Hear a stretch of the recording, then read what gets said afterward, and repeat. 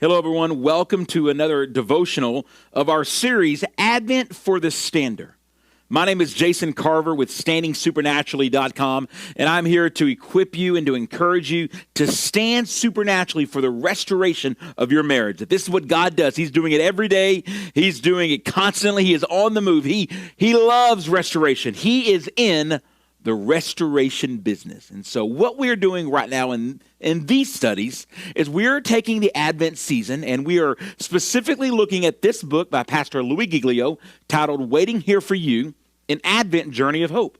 And we were taking this devotional and we're reading the scripture references he highlights and the reflection and the prayers that he wrote down, and we're going through them together every day of Advent.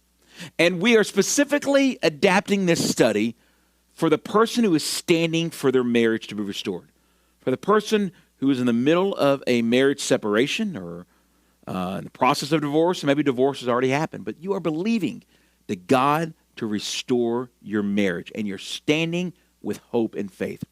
We're using this Advent season to renew our hope of that, because in the Advent, it simply means the arrival. And as they were waiting for the arrival of the Messiah, there's all these incredible moments in time that we also can learn just like they did. How did they wait with hope? How did they wait with expectation? Right now, this Christmas season can remind us of that. And so today we're on day 19 of Advent, and today's study is fantastic. I love the title of this, and it's simply called this: Jesus is our feast. Jesus is our feast. That as we are standing for your marriage to be restored, the goal, the prize that we're feasting on is the person of Jesus. And it's not our spouse coming home. It's not all the things, moments shifting, things turning. It is actually the person of Jesus. And when we feast on him, we get the energy, we get the sustenance, we get the hope, we get the faith, we get the perseverance to be able to stand supernaturally. Let's look at our scripture out of John chapter 6. We're going to read 5 verses, verses 35 through 40. Look at this with me, please. Then Jesus declared, I am the bread of life. He who comes to me will never go hungry, and he who believes in me will never be thirsty. But as I told you, you have seen me, and still you do not believe. All that the Father gives me will come to me, and whoever comes to me, I will never drive away. For I have come down from heaven not to do my will, but the will of him who sent me.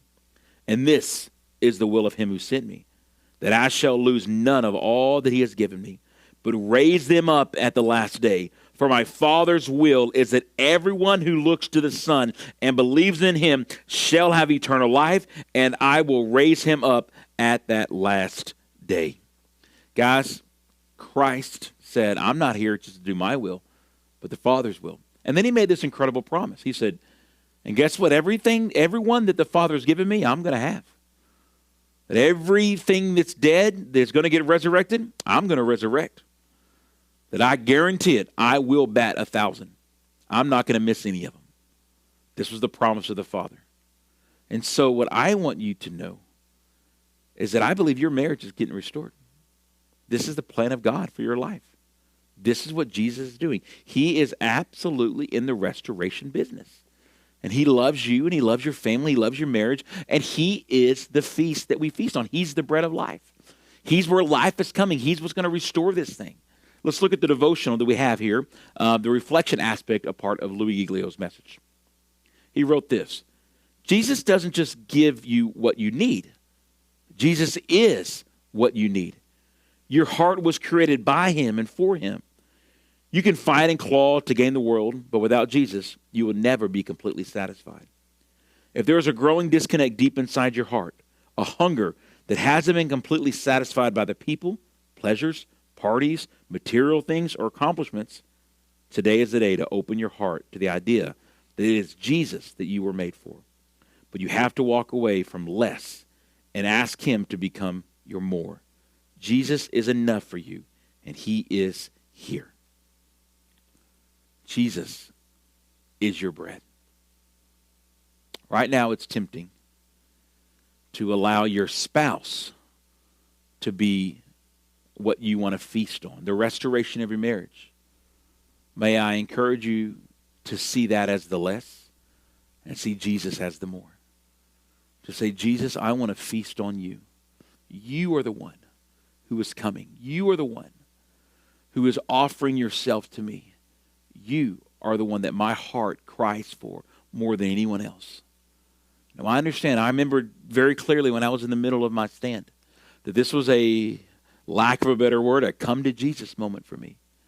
That I had to simply confess, God, I don't know if I want you as much as I want my marriage restored.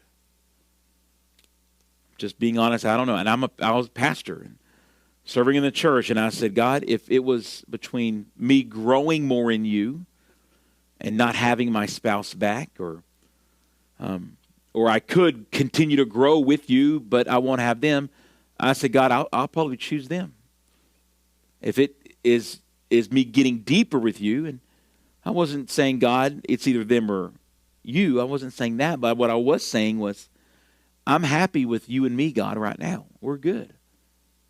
And so if that means we don't ever grow again, our relationship never goes any further, I will pay that price to have my spouse back.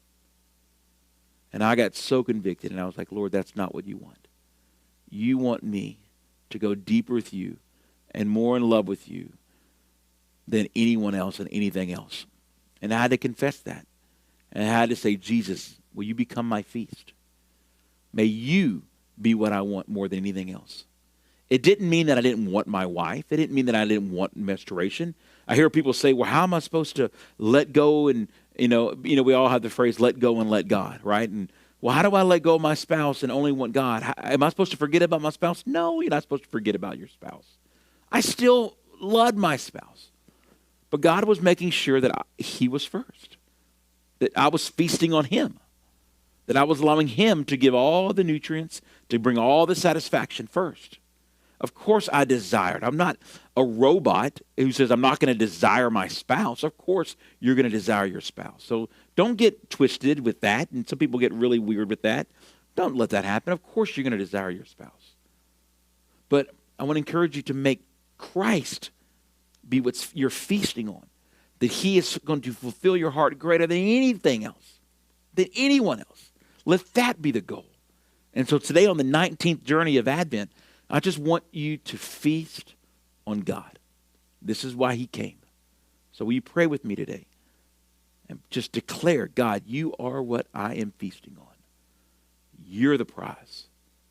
I trust you with my family. Let's pray this together. Father, you alone know how hard I have searched for satisfaction in the people and the things of this world. But they are broken, and I am too. You alone can fill my hungry heart.